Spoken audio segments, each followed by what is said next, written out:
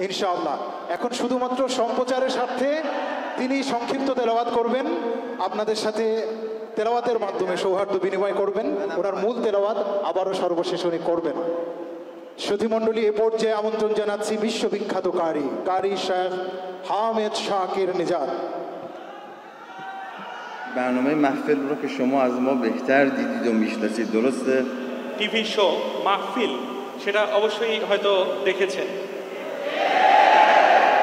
ما در کشورمون جالبه بدونید بزرگترین مشوق ما رهبر کشور ماست که همواره به ما توصیه میکنن که قرآن رو بخونیم و اهل عمل به قرآن باشیم. আমাদের রাষ্ট্রের যিনি সর্বোচ্চ নেতা সৈয়দ আলী খামেনাই, তিনি আমাদেরকে সব সময় এই বিষয়ে উৎসাহিত করেন যে আমরা কোরআনের উপর আমল করব, কোরআনের সাথে থাকব। আলহামদুলিল্লাহ। জিন্দাবাদ জিন্দাবাদ।